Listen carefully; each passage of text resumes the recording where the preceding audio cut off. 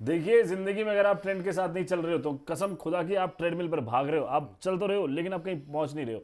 इसलिए आपको ट्रेंड के साथ एकदम मलाई के साथ आगे ले जाने के लिए हम लेकर आते हैं व्हाट्स ट्रेंडिंग। नमस्कार, मेरा नाम मानव है। मेरा साथ कहने जा रहा था, मेरा नाम मानव है और आज हमारे साथ बड़ी खास मेहमान विपुल सर हैं। धन्यवाद सर। सर स्वागत है आपका। व्हाट्स ट्रेंडिंग की जो सबसे पहली खबर है जी। उस खबर पे मैं आपसे चर्चा करना चाहूंगा। सर मनी नाइन से हैं, ये लोग पैसे में लेन देन करते हैं। आप चेहरे पे चमक देखिए माशाल्लाह। जो आदमी दिन भर पैसे की बारे में जानकारी रखता हो, इतना पैसा हो, तो ऐसी ही चमक होती है। आपके मुंह में सबसे पहले तो घी शक्कर हो। आपकी दुआएं लगती रहे, वाकई में पैसे आते रहे। नहीं नहीं सर, पैसा बनवाते हैं बहुत ही ताबड़तोड़। अगर आपको भी शेयर मार्केट के बारे में जानकारी लेनी है, बिजनेस की दुनिया में क्या चल रहा है, तो आप मनी नाइन फॉलो करें, वहां पर आपको विपुल सर मिलेंगे। लेकिन सर, आज हमारी ट्रेंडिंग दुनिया में अडानी ट्रेंड कर रहा था। वैसे कई बार ट्रेंड करता रहता है अडानी, बट आज अडानी के ट्रेंड होने का एक खास कारण था। वो क्या कारण है? सबसे बड़ा कारण तो ये है कि एक रिपोर्ट आई थी, पता नहीं हमारे दर्शकों को अगर ना पता हो तो बता दें, हिंडनबर्ग की एक रिपोर्ट आई गई थी और उन्होंने कहा था कि अदानी समूह ने अपने शेयरों में कुछ घालमेल की है, विदेशों के जरिए गलत पैसे आए हैं और उसके बाद से जो निवेशकों में पैनिक देखने को मिला, 50-50%, 60-60% तक अदानी समूह के शेयर टूटते दिखाए हुए। और उसके बाद से ही ये ट्रेंडिंग चलना शुरू किया। उस समय तक लोग अदानी को निवेश के लिए अच्छा शेयर मानते थे और उसके बाद से एक ट्रेडिंग स्टॉक बन गया, क्योंकि हर गिरावट पे जो है कुछ पॉजिटिव खबर आती थी, शेयर 5-7% ऊपर जाता था, फिर कोई नेगेटिव खबर आती थी, फिर शेयर नीचे जाता था।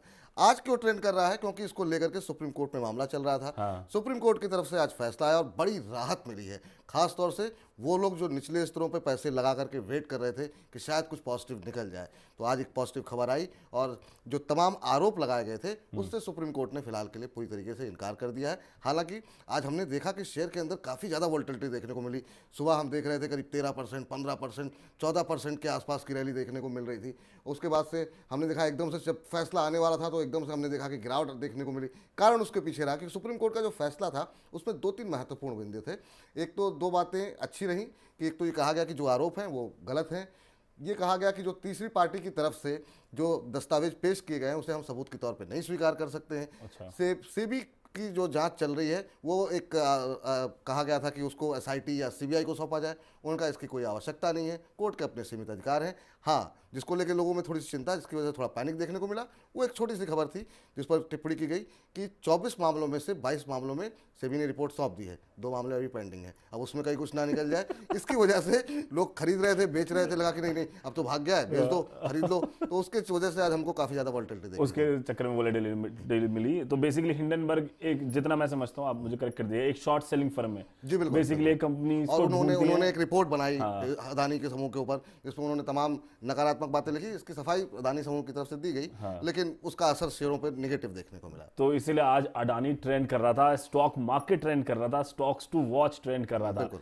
आपकी राय में, डिस्क्लेमर के साथ, ये सिर्फ राय है, ट्रेडिंग अपनी जिम्मेदारी पर करिएगा। पैसा बहुत मेहनत से कमाया जाता है, तो आप वो सोच समझ के। आपकी राय में क्या अडानी के अंदर अभी निवेश करने का सही समय आ गया है, या अभी जो 2 मामले फंसे हुए हैं उनके निपटारे का इंतजार किया जाए? उनके निपटारे का इंतजार तो किया जाना चाहिए, लेकिन हाँ, जैसे कि आज हमने मनी नाइन पे भी तमाम एक्सपर्ट से बातचीत की, तो इसमें मेरी कोई निजी राय नहीं है, लेकिन जो एक्सपर्ट्स का कहना है कि अदानी समूह में अभी भी उनको लगता है कि अदानी पोर्ट जो है उसमें काफ़ी पोटेंशियल है। उस पर भी कुछ दिन पहले बहुत सारे अंतर्राष्ट्रीय ब्रोकरेज हाउसेस की तरफ से भी पॉजिटिव रिपोर्ट आई थी और 1200 रुपये तक के लक्ष्य दिए गए हैं। अच्छा। और बाकी कंपनियों को लेकर के कहा जा रहा है, क्योंकि रैली इतनी तेज आई है कि लोगों को लग रहा है वैल्यूएशन थोड़ी सी महंगी हो गई है। तो अगर आप ट्रेडर हैं तो बहुत, अगर मतलब आप समझदारी के साथ ट्रेड कर सकते हैं तो करिए, अदरवाइज निवेशक हैं तो थोड़ी सी गिरावट, क्योंकि मार्केट कहीं ना कहीं करेक्ट तो हो गई और ये इन शेयरों में भी थोड़ा सा ठंडापन आएगा, तो थोड़ा ठंडा हो जाए उसके बाद से अच्छे शेयरों में आप निवेश करेंगे तो ज़्यादा बेहतर रहेगा। अच्छा सर, हम ट्रेंडिंग खबरें लेकर आते हैं और शेयर मार्केट हमेशा ही ट्रेंडिंग रहता है और खासकर हमने देखा कोविड के बाद से ये शेयर मार्केट का, स्टॉक मार्केट का ट्रेंड लगातार तेजी से बढ़ता हुआ जा रहा है। ये आपके हिसाब से आज की डेट में 5 ट्रेंडिंग सेक्टर्स कौन से होंगे, या 5 ट्रेंडिंग स्टॉक्स जिनके ऊपर नजर रखनी चाहिए? देखिए, 2-3 चीज़ें हैं। एक तो ये है कि जिस तरीके से अगले 3-4 सालों के लिए अगर आपको पैसे लगाने हैं तो सबसे बड़ी बात यह है कि भारत की रेलवे जिस तरीके से आगे बढ़ रही है और अभी जब तक बुलेट ट्रेन नहीं आ जाती है तब तक ये विकास चलता रहेगा। तो रेलवे शेयरों में हमने ऑलरेडी 1 साल के अंदर काफ़ी रैली देखी है, लेकिन एक्सपर्ट का मानना ये है कि अभी भी अगले 2 साल तक ये ट्रेंड करते रहेंगे। IRFC, उसमें एयरकॉन है, उसमें IRCTC को लेकर के लोग कह रहे हैं वो टिकटिंग साइट है, तो हो सकता है उसमें वैसे RVNL है, IRFC है, एक जुपिटर वैगन करके एक कंपनी है। तो ये जो कंपनियां हैं इनको अभी ऑर्डर मिलते रहेंगे, तो इन कंपनियों में पैसे बनेंगे। इंफ्रास्ट्रक्चर को लेकर के भारत में बड़ा निवेश हो रहा है, आगे भी होता रहेगा। तो इंफ्रास्ट्रक्चर से जो कंपनियां हैं, सीमेंट, स्टील, बिल्कुल जितनी है जो इंफ्रास्ट्रक्चर बनाती हैं L&T जैसी कंपनियां, वो तो है ही है। सीमेंट को लेकर के इसलिए थोड़ा सा डाइसी रहता है कि अगर लंबी अवधि का नजरिया है, कई बार जैसे अभी ट्रेंड है क्योंकि अब जनवरी में कीमतें बढ़ने वाली हैं, तो सीमेंट के शेयर प्राइसेस ऊपर जाएंगे। तो अभी अगर 2-4 महीने का नजरिया है तो वहां पर निवेश किया जा सकता है। इसके अलावा IT सेक्टर में अब लोग कह रहे हैं कि अगले 1 साल के लिए, क्योंकि काफी पिटाई हो चुकी है और IT सेक्टर में मुझे समझ नहीं आता, बट मैं भी थोड़ा फॉलो करता हूँ Money9 को, तो मैंने वहीं से जानकारी इकट्ठी करी है। IT सेक्टर कभी ऐसा आता, फिर ऐसा आता, फिर ऐसे, ये ऐसा इतना ज्यादा वेवी क्यों होता है? ये अंतर, चूंकि ये अभी जो स्टोरीज चल रही हैं अपने यहाँ, वो चल रही हैं घरेलू बाजार के कंजम्पशन की। अच्छा, IT हम पूरी तरीके से विदेशों पर निर्भर है। तो जब अमेरिका से कोई बुरी खबर आ गई, पता लगा अभी नहीं, फिर से स्लो डाउन हो सकता है, तो वहीं से जो है सेंटिमेंट बिगड़ने लगते हैं। अच्छा। तो अभी ज़्यादातर एक्सपर्ट कह रहे हैं कि जो घरेलू कंजम्पशन वाली स्टोरीज हैं उस पर अगर आप फोकस करेंगे, अपने यहाँ का इंफ्रास्ट्रक्चर, अपने यहाँ के जो कंजम्पशन स्टोरीज हैं, जो FMCG कंपनीज हैं, अगर घरेलू डिमांड बढ़ती है तो फिर से FMCG शेयरों में एक बार से तेजी आती हुई दिखाई देगी।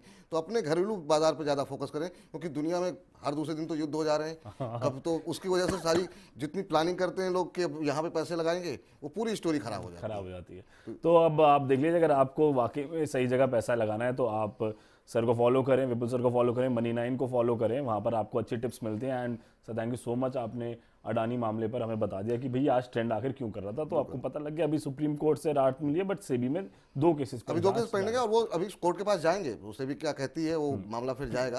तो अभी वो 2 केसेस को लेकर के थोड़ा सा कंसर्न बना हुआ है, तो बाकी देख लेंगे। लेकिन अपना पैसा थोड़ा सोच समझ के लगाना। मैंने देखा बहुत सारे लोग अपना पैसा मार्केट में डुबा देते हैं, और एक चीज जो मैंने कई जगह पढ़ी भी है, और आप भी मुझे बताइएगा सही है कि नहीं, कभी लोन लेके स्टॉक मार्केट में इन्वेस्ट कभी नहीं। 2 चीजें नहीं करनी चाहिए। एक तो बहुत लोगों की आदत होती है कि हर रोज पैसे लगाते हैं, हर रोज निकालते हैं। मेरे एक जानने वाले थे, मैंने उनसे बातचीत की, वो कह रहे हैं मैं डेली का 15 से 20 लाख का वॉल्यूम जनरेट करता हूँ। मैंने कहा अच्छा, और मैंने पूछा कितने बनते हैं, मैं कहा कभी 20,000 का लॉस, कभी 5,000 का गेन। तो मतलब इस तरह से मतलब टाइम पास करने का फायदा नहीं है। अगर भारत की ग्रोथ स्टोरी पे आपका भरोसा है, भारत की इकोनॉमी पे भरोसा है, तो निश्चित रूप से चुनिंदा शेयरों में, चुनिंदा सेक्टर्स में थोड़ी सी रिसर्च करके जानकारों को सुनिए, और 2 साल 4 साल कोई गोल रख लीजिए बच्चे की पढ़ाई के लिए, या फिर आगे की किसी कार लेने के लिए। आप अगर FD की तरह लेके चलिए, FD की तरह ना भी करिए, 2 साल 3 साल के लिए करिए। और ये भी हो सकता है कि आप, अगर आपके पास उतनी समझ नहीं है, तो म्यूचुअल फंड सबसे बढ़िया जरिया है। इक्विटी म्यूचुअल फंड के जरिए आप शेयर बाजार की बढ़त का फायदा उठा सकते हैं। ज्यादा समझदार बनेंगे तो नुकसान होगा। आज बहुत लोगों ने बहुत पीक पर लिया, और फिर बाद में फिर वो एकदम से नीचे आया तो लोग घबराने लगे, बहुत सारे सवाल आने लगे। टाटा मोटर्स इतना बड़ा एग्जांपल है। एक टाइम पे टाटा मोटर ऊपर गया, फिर बिल्कुल नीचे आया, फिर दोबारा टाटा मोटर्स आज ऊपर आया। तो वो इस तरीके से अगर आपके पास समझ नहीं है तो म्यूचुअल फंड के जरिए निवेश कीजिए, वो ज्यादा सुरक्षित तरीका। तो यह सुरक्षित रहिए। देखिए पैसा बहुत मुश्किल से कमाया जाता है, और लालच बुरी बला है। अगर आप ये सोच रहे हो मैं आज पैसा डालूंगा और 2 महीने के अंदर ये पैसा डबल और ट्रिपल हो जाएगा, हो सकता है +200x भी हो जाए और -200 भी हो जाए, तो ये तो आपकी किस्मत है। -200 में तो -100 हो जाए, तो वो भी आपकी किस्मत है। जितने पैसे आप जोखिम ले सकते हैं उस पर आप भले खेलिए। मान लीजिए अगर आपके पास 100 रुपए ऐसे हैं, आपने 4,900 रुपए कहीं लगा दिए सुरक्षित जगह, 100 रुपए आपको लगता नहीं मुझे सीखना है, तो फिर ठीक है, अगर वो चले भी गए 100 रुपए तो आप दुख नहीं होगा। पर यह है कि पूरे पैसे जमा पूंजी इस तरीके से नहीं। क्या बात है। तो इसी के साथ पहली खबर जिस पे हमने इतनी डिटेल में बात करी, और मेरा फेवरेट टॉपिक है स्टॉक मार्केट, मैंने भी कोविड के दौरान ही सीखा था। Thank you so much Vipul sir आने के लिए और अपना कीमती समय देने के लिए, और हमें अडानी मुद्दे को इतना गहराई से समझाने के लिए। बहुत बहुत शुक्रिया आपका, और आपके कार्यक्रम में देखता रहता हूँ, बड़े ही रोचक, बहुत ही ट्रेंडी और बहुत ही अच्छे होते हैं। बहुत बहुत शुक्रिया कि आपने मुझे यहाँ पर बुलाया और अपनी बात रखने का मौका दिया। Thank you so much Vipul sir. और आप भी, अगर आपको भी बिजनेस टिप्स फॉलो करनी है तो आप भी Money9 को जरूर फॉलो करिएगा। अपना ही चैनल है, बढ़िया खबरें आती हैं, तो क्यों ना फॉलो करें। अब चलते हैं खबर नंबर 2 की तरफ, जो ट्रेंडिंग की दुनिया से आ रही है। ये खबर बड़ी कमाल की है, क्योंकि आज है फेस्टिवल ऑफ स्लीप, यानी कि सोने का त्योहार। हाँ, ये आज के दिन मनाया जाता है। हालांकि इस त्योहार को किसने बनाया इस बारे में कोई आइडिया नहीं है, लेकिन जिस भी आदमी ने बनाया मैं उसके लिए नोबेल पुरस्कार की घोषणा करना चाहूंगा कि उन्हें नोबेल पुरस्कार जरूर दिया जाए। ये त्योहार इसलिए मनाया जाता है, बेसिकली कहते हैं कि भैया देखो विदेशों में क्रिसमस और ये जो पूरा विंटर सीजन है ना, ये फेस्टिव सीजन होता है और बड़े जोश के साथ लोग मनाते हैं, तो वहां पर लोग इतनी पार्टीज करते हैं कि उन्हें आराम करने का समय ही नहीं मिलता। अब वो आराम करने का समय कैसे मिलेगा? वो मिलेगा 3 जनवरी को। तो कहते हैं कि देखो सब कुछ करकुरा लिया, अब 3 जनवरी को आओ और आराम से सो जाओ। तो इसको फेस्टिवल ऑफ स्लीप कहा जाता है। और मेरे हिसाब से जो दुनिया भर के जितने भी एचआरस वगैरह हैं, जितने भी कंपनी के लोग देख रहे हैं, वो लोग इस दिन को प्लीज आप लोग हॉलिडे कैलेंडर में डालें। हमें भी सोना है, सोना एक इंसान का सबसे बड़ा राइट है। सोना एज इन गोल्ड की बात नहीं कर रहा मैं, स्लीप करने की बात कर रहा हूं। और सोने से काफी तरह की जो अच्छा प्रॉपर स्लीप ना मिलने से बहुत सी बीमारियां भी हो जाती हैं, बट सीरियस बात है एकदम। हार्ट डिसीज बढ़ती है, हार्ट अटैक के चांसेस बढ़ते हैं, heart failure, irregular heart beat, high blood pressure, stroke, diabetes जैसी परेशानियां ये सब आपको हो सकती है अगर आप पूरी नींद नहीं लेते हैं। देखिए जो डॉक्टर्स वगैरह हैं और मैं खुद भी मानता हूं कि पूरे 8 घंटे की नींद आपको जरूर लेनी चाहिए। नींद लेना एक अच्छी चीज है। और सर्दियों में तो उठने का मन ही नहीं करता, मतलब सुबह आदमी अपने शरीर को धक्के मार के बाहर निकालता है बिस्तर से कि अब तो उठ जा भाई, काम धंधे पर जाना है। तो ये वाली दिक्कत आती है। बट ये अच्छा दिन है, अच्छा दिन चूज किया गया है। आप इसको नोट कर लीजिए, फेस्टिवल ऑफ स्लीप डे के नाम से 3 जनवरी को मनाया जाता है। आज ही अपनी कंपनी के एचआर को मेल कर दो कि इसकी छुट्टी चाहिए, अगर आज नहीं मिली तो इसका कॉम्प ऑफ लो और कल जाके सो, है ना, सोना बहुत जरूरी है। तो अब सोने से आगे बढ़ते हैं और अरबाज के घर चलते हैं। एक्चुअली उनके घर क्या करेंगे जाके, वो खुद तो हनीमून पे चले गए, लेकिन दूसरी शादी के बाद अरबाज ने मलाइका से दूरी बना ली है। मैं जो हमारे प्रोड्यूसर साहब हैं पीयूष जी, वो खबरें लिखते हैं। मैं एक बात बताओ पीयूष जी, आपको क्या लग रहा है वो शादी के जब उसने कर ली दूसरी शादी, तो पहली बीवी के साथ वो दूरी क्यों नहीं बनाएगा? उसने दूरी ही इसलिए बनाई थी ताकि वो दूसरी शादी कर सके। और उन्होंने इंस्टाग्राम पर अनफॉलो कर दिया। आप देख लो क्या क्या ट्रेंड चल रहा है, क्या ट्रेंड। अरबाज खान ने मलाइका को अनफॉलो कर दिया, ये बात आज की डेट में ब्रेकिंग न्यूज है और मैं खुद बैठ के बता रहा हूं। तो आप ये सोचिए, अब वो आदमी क्यों फॉलो करेगा ना, हो गया। अब जिसको अर्जुन कपूर ऑलरेडी फॉलो कर रहा है उसको अरबाज खान क्यों फॉलो करेगा? मुद्दा यहां पर बड़ा हो जाता है। और हो सकता है कि ब्लॉक भी कर दे थोड़े टाइम में। वैसे मुझे नहीं लगता, 56-56 साल के लोग काफी मैच्योर होते हैं। ये सब ना वो निब्बा निब्बी वाले प्यार होते हैं कि मैंने तुझे ब्लॉक कर दिया, तुझे अनफॉलो कर दिया। आई थिंक ये सब नहीं करना चाहिए। और मुझे लगता है मलाइका को फिलहाल अरबाज को अनफॉलो करना चाहिए। उन्हें अच्छा नहीं लगेगा ना कि उनके एक्स हस्बैंड खुद अपने वाई हनीमून पर जा रहे हैं शूरा खान के साथ वहाँ पे। आई थिंक थोड़ी सी तो दिल को धक धक होगी, थोड़ा सा तो दिल में दर्द होगा। खैर इसके बाद सलमान खान का क्या रिएक्शन होगा ये तो वही जानेंगे। आई थिंक सलमान खान अभी अपने दोनों भाइयों को और ये एक्स भाभी और वाई भाभी सबको अनफॉलो कर देंगे। वो एक आदमी पूरा घर चला रहा है, इतनी मेहनत कर रहा है, दिन रात मेहनत कर रहा है, वहाँ जाके घोड़ों को घास खिलाते हैं वो भाई लोनावला में। बिग बॉस के इतने एपिसोड करते हैं, इतने सारे वेले लोगों को ज्ञान देते हैं, उसके बाद जाके इतना मेहनत से पसीने से पैसा कमाते हैं और ये भाई शादी कर करके उड़ा देते हैं। But anyways best of luck to both of them. डेम हो गया देम। और अरबाज मलाइका को फॉलो करें या अनफॉलो करें हमें फर्क नहीं पड़ता। बट ये बात ट्रेंडिंग थी तो हमने सोचा आपको बता देते हैं। अब चलते हैं अगली खबर की ओर जो ट्रेंडिंग में अगली है। क्या ट्रेंड कर रहा है अगला? आज है सावित्रीबाई फूले का जन्म। आज के दिन हुआ था 3 जनवरी 1831 को महाराष्ट्र के सतारा जिले में के एक गांव में हुआ था। सावित्रीबाई फूले सिर्फ एक समाज सुधारक ही नहीं बल्कि एक दार्शनिक और कवियत्री भी थी। बहुत अच्छी कविताएं लिखती थी। ये भारत के पहले बालिका विद्यालय की पहली प्रिंसिपल बनी और पहले किसान स्कूल की संस्थापक भी थी। इन्होंने एक किसान स्कूल शुरू किया। उन्होंने अपने पति ज्योतिबा फूले के सहयोग से 17 बालिका विद्यालय खोले थे। और ऐसी पर्सनालिटीज को हम नमन करते हैं और इन लोगों की वजह से ही आज हमारा देश जो है वो इतना स्ट्रांग है कि देखो किसी भी देश, कोई देश हो, कोई घर हो, कोई भी चीज़ हो, अगर उसकी फाउंडेशन स्ट्रांग नहीं है ना तो आगे ज़्यादा ऊंचा जा ही नहीं सकता। इसलिए कहते हैं कि भैया नींव मजबूत होनी चाहिए। और सावित्रीबाई फूले जैसे लोग थे जिन्होंने हमारे देश की नींव मजबूत करी, बालिका विद्यालय खोल के, चाहे किसान विद्यालय खोल के, एजुकेशन की इंपॉर्टेंस बताई, जो कि शायद उस जमाने में ज़्यादा लोग एजुकेशन को उतना ज़्यादा इंपॉर्टेंट नहीं मानते थे या एक्सेस नहीं था, बट वो एक्सेस मिला है। आज की डेट में भी हमारे देश के बहुत से इलाकों में महिलाओं को एजुकेशन का एक्सेस नहीं है। आई थिंक ये बड़ी डिसअपॉइंटिंग बात है। हर जगह हर किसी को एजुकेशन मिलनी चाहिए। और यहाँ पर ना डिजिटल इंडिया ने बहुत बड़ा काम किया है। आप मानिए कि मतलब जो लोग पहले सोच भी नहीं सकते थे कुछ ऐसे चीज़ों के बारे में, आज वो एटलीस्ट अपने फ़ोन पे देख तो पा रहे हैं, उन्हें पता तो है। उनके लिए क्या है यार, हमारे लिए भी। आप आज देखो यूट्यूब एक इतना बड़ा समुंदर है, वेबसाइट्स इतना बड़ा समुंदर है, गूगल इतना बड़ा समुंदर है। आप किसी भी चीज़ के बारे में सीखना चाहो, जानना चाहो, आप सीख सकते हो। तो एजुकेशन लेने का ना पर्पस सिर्फ स्कूल जाना नहीं है। देखिए, आपको एक बेसिक एजुकेशन है, लेकिन आपको एजुकेशन दुनिया भर में कहीं से भी मिल सकती है। आप घूम के एजुकेशन ले सकते हो, आप पढ़ के एजुकेशन ले सकते हो, आप किसी से बात करके एजुकेट हो सकते हो। जैसे अभी विपुल सर से बात करी, 5 मिनट के लिए हमने बात करी, लेकिन हम शेयर मार्केट के बारे में एजुकेट हुए। वही एजुकेशन है।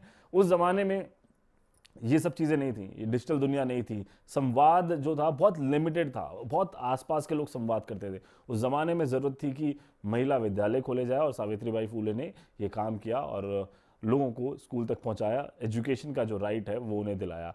Hats off to her. और आज उनकी बर्थ एनिवर्सरी होती है। आई थिंक जो हम लोग बाकी की चीज़ें भूल जाते हैं दीन दुनिया में, हैशटैग की दुनिया में, तो हमें अपने जो लेजेंडरी लोग हैं, जो हमारे देश को बनाने में सबसे बड़ा रोल प्ले कर चुके हैं, उन्हें याद रखना चाहिए। तो इसी के साथ आगे बढ़ते हैं अगली खबर की ओर। और खबर number 4, South Africa second boxing day test. South Africa ने टॉस जीतकर बैटिंग चुनने का फैसला लिया, और ये हो रहा है न्यूलैंड्स में, हो रहा है केप टाउन में। और इंडिया का कप्तान है रोहित शर्मा, अफ्रीका टीम के कप्तान है तेम्बा बवूमा। ये पहले टेस्ट में फील्डिंग के दौरान चोटिल हो गए थे, ये आदमी परमानेंट बाहर बैठाओ, इस आदमी को अंदर बुलाने की ज़्यादा जरूरत नहीं है, और इस वजह से इस मैच का हिस्सा भी नहीं है ये। तो आज साउथ अफ्रीकन जो कैप्टन है वो डीन एल्गर है, और अश्विन की जगह जडेजा की एंट्री हुई है, जबकि शार्दुल ठाकुर की जगह मुकेश कुमार की टीम में एंट्री हुई है। वहीं पर रोहित शर्मा जो हैं वो भी चांस लेंगे अपने गेम को ऊपर करने का, और जो सीरीज है उसको 1-1 के साथ लेवल करने का। अभी तक खाली धोनी और विराट ही हैं जो कि ऐसा मैनेज कर पाए हैं। इंडिया ने पहला बॉक्सिंग डे टेस्ट मैच गंवा दिया था, और एक इनिंग और 32 रन से। ये काफ़ी शर्मनाक बात है कि ऐसा हुआ।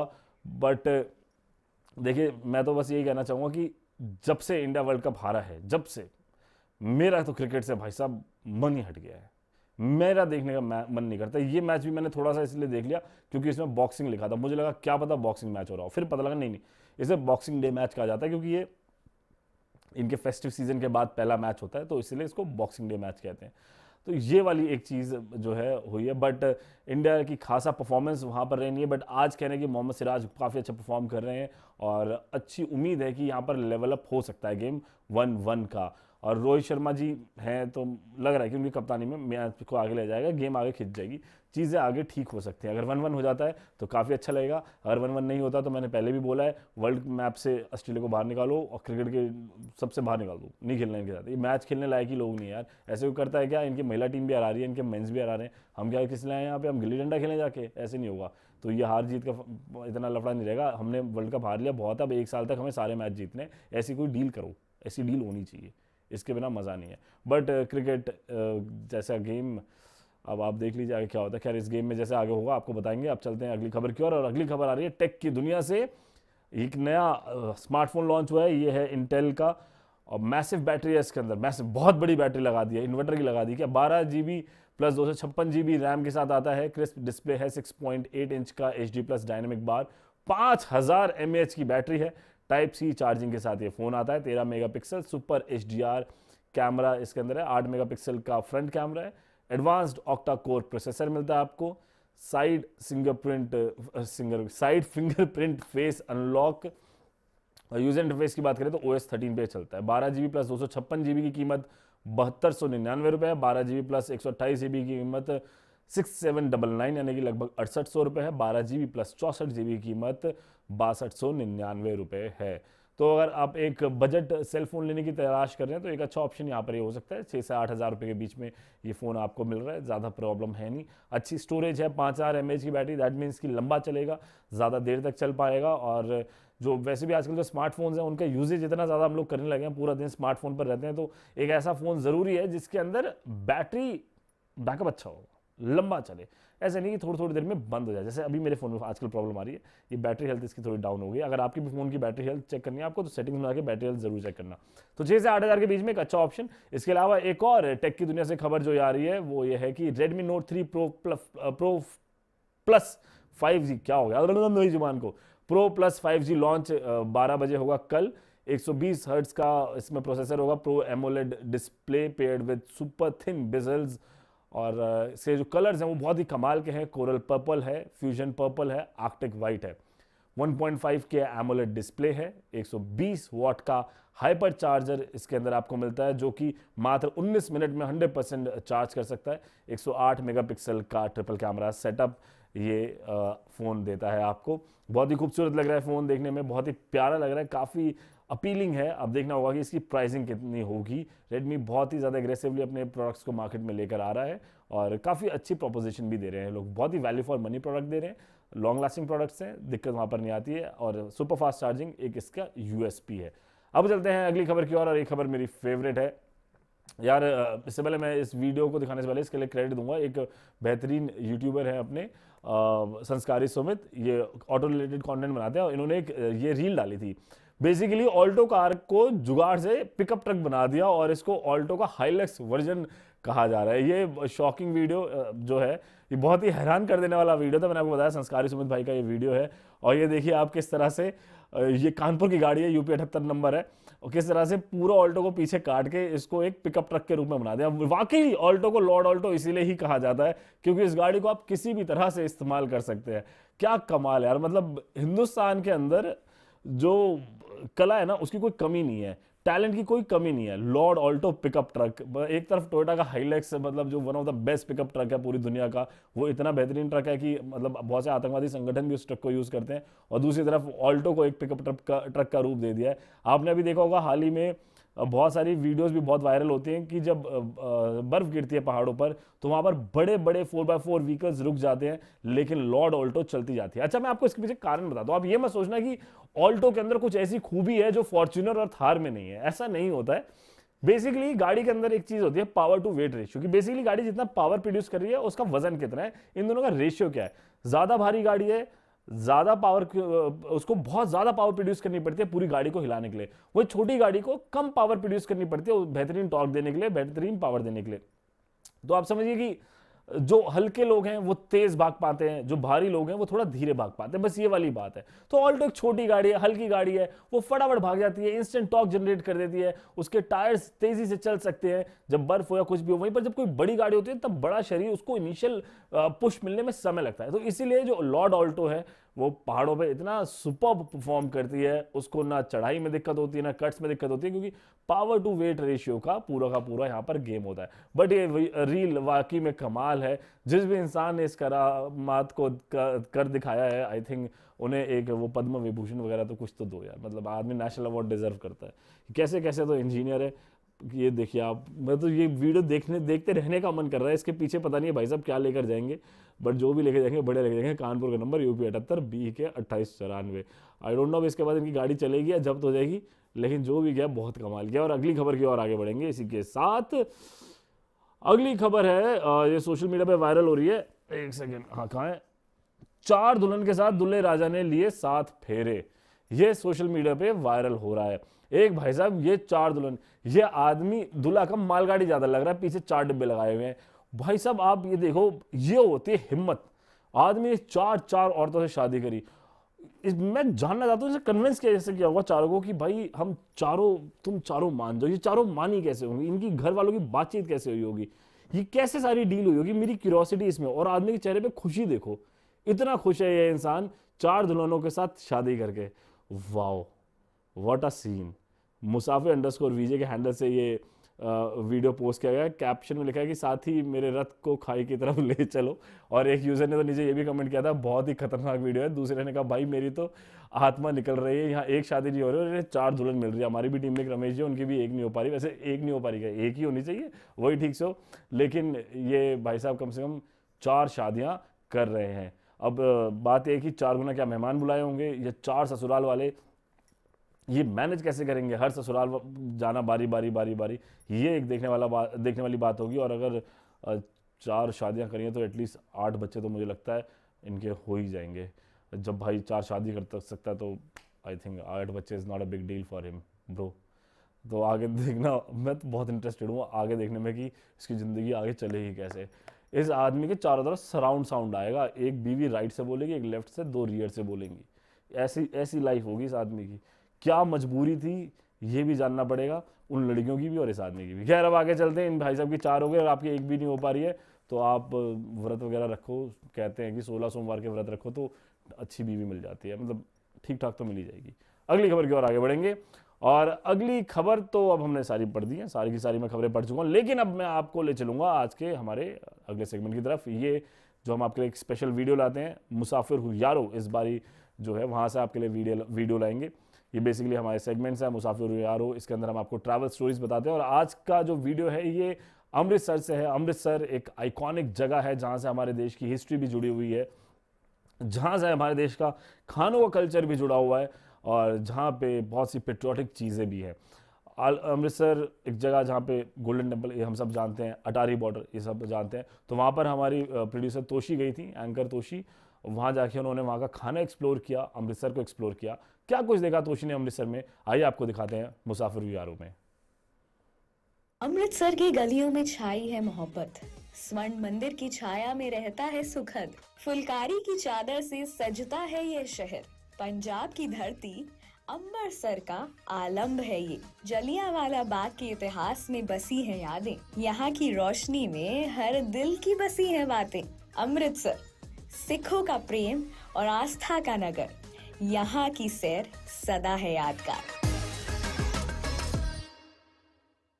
दिल्ली से महज 450 किलोमीटर की दूरी पे स्थित अमृतसर यानी अपना अम्बरसर, जो गुरु रामदास जी द्वारा स्थापित किया गया था, आज दुनिया भर में अपने स्वर्ण मंदिर, इतिहास और खान पान के लिए जाना जाता है। हमने भी सोचा आपको इस सफर पर ले चलें और कराए इस ऐतिहासिक शहर से रूबरू। इस सफर की शुरुआत हमने करी गोल्डन टेम्पल से। स्वर्ण मंदिर, जिसे हरमिंदर साहिब भी कहा जाता है, गुरु अर्जन देव पंजाब के पांडेपुर में स्थित है। यह गुरुद्वारा सिख धर्म का पवित्र स्थल है। इसका निर्माण जो है वो 16वीं सदी में गुरु अर्जन देव द्वारा किया गया था। स्वर्ण मंदिर का जो आर्किटेक्चर है वो तो दुनिया भर में अपने सोने की परत के लिए प्रसिद्ध है ही, और इसके प्रधान भवन के चारों ओर जो सरोवर है, जिसे अमृत सरोवर भी कहा जाता है। हालांकि सबसे खास चीज है यहाँ का 24x7 लंगर। जो कोई भी साहिब के द्वार आता है वो भूखा नहीं जाता। हमने भी सोचा इतनी दूर आए हैं तो दुनिया के सबसे बड़े किचन में सेवा करें। गोल्डन टेम्पल के दर्शन कर इतनी शांति मिली जो शायद ही मुझे कहीं और मिली होगी। इसके बाद फिर हमने सोचा अब कहाँ की ओर बढ़े, तो पता चला कि स्वर्ण मंदिर से महज 100 मीटर की दूरी पर है जलियांवाला बाग, भारतीय स्वतंत्रता संग्राम का महत्वपूर्ण ऐतिहासिक स्थल। इस बाग में 1919 में ब्रिटिश शासकों द्वारा भारतीय स्वतंत्रता संग्रामियों के खिलाफ हमला किया गया था, जिसमें अनेक लोगों की जानें गईं।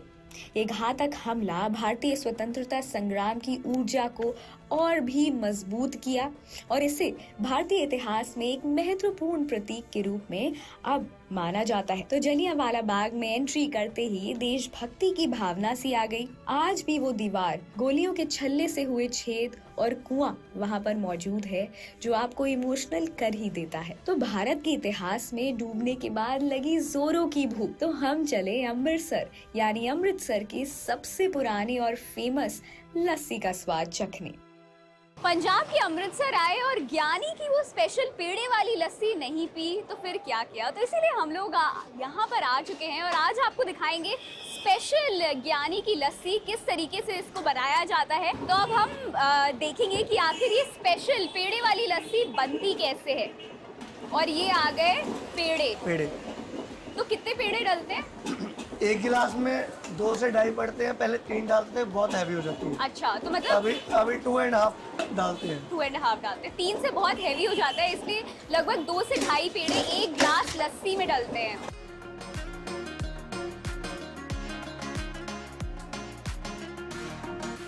तो आपको चॉकलेट, मैंगो और स्ट्रॉबेरी 3 फ्लेवर्स में आपको मिलेगी। तो ये हमारी पेड़े वाली लस्सी, आप इसका कलर देखिए। ये अभी बटर रेडी हुआ है। ये अभी इसका बटर रेडी हुआ है। तो जो लस्सी में से जो असली मक्खन निकला है, आप देख सकते हैं किस तरीके से एकदम सेपरेट हो गया है। अभी लस्सी रेडी करना है और इसके बाद अब लस्सी जो है वो रेडी होगी। तो अभी इसका सिर्फ फर्स्ट प्रोसेस रेडी हुआ है। ये जो मक्खन है आप देख सकते हैं एकदम अलग होके बाहर निकल गया और इसका कलर भी थोड़ा डिफरेंट है। रेगुलर लस्सी जो है नॉर्मली वाइट कलर की होती है, लेकिन ये वाली लस्सी जो है ये थोड़ी ब्राउन कलर की है।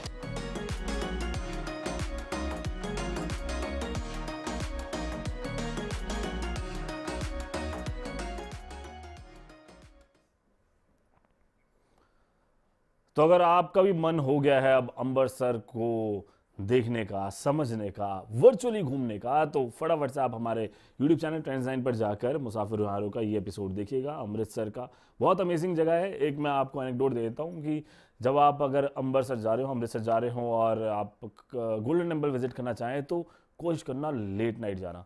वहाँ पर ना लेट नाइट बहुत ही अमेजिंग तरीके से पूरे गुरुद्वारे की सफाई होती है और कहते हैं कि दूध से धोया जाता है गोल्डन टेम्पल को। अगर आपको वो साइट देखने का मौका मिले तो वाकई में एक ट्रीट होगा वो आपके लिए। तो आप कोशिश करिए कि थोड़ा आप लेट नाइट जाइए और रात को जाने का एक अलग सुकून है, शांति होती है। आप सीधा ऊपर वाले के साथ कनेक्शन बिठा सकते हो, अपने मन की बात वहाँ तक पहुँचा सकते हो और वाकई में एक पीसफुल जगह है। बहुत बहुत अमेजिंग होगा और वहाँ बड़ी खूबसूरत आपको मछलियाँ भी दिखाई देंगी जो पूरा सरोवर है उसके अंदर। तो इसी के साथ आज हम यहाँ से होते हैं बाय बाय। कल फिर करेंगे मुलाकात। व्हाट्स ट्रेंडिंग में क्या कुछ देश दुनिया में ट्रेंड कर रहा है ये सब कुछ चेकआउट कर लेंगे और आपको बता देंगे। फिलहाल अगर आपको लग रहा है कुछ ज़्यादा ट्रेंड कर रहा है तो कमेंट करके बता दो। बाकी हमारे यूट्यूब चैनल को सब्सक्राइब करना, वीडियो को लाइक करना, कमेंट करना, शेयर करना। फेसबुक पर जाओ, ट्रेंड्स 9 ऑफिशियल के नाम से वहाँ पर पेज है, उसको फॉलो करो। इंस्टाग्राम पर जाओ, इंस्टाग्राम पर हमारे ट्रेंड्स 9 ऑफिशियल के नाम से हैंडल है, उसको फॉलो करो। और क्या रह गया, और बस हमारी वेबसाइट है जी www.trendsn.com। वहाँ जाओ और वहाँ जाके भी आप अमेजिंग ट्रेंडिंग कंटेंट को कंज्यूम करो। मेरा नाम मानव है, एक अच्छे मानव बने। जय हिंद कहें, ट्रेंडी रहे।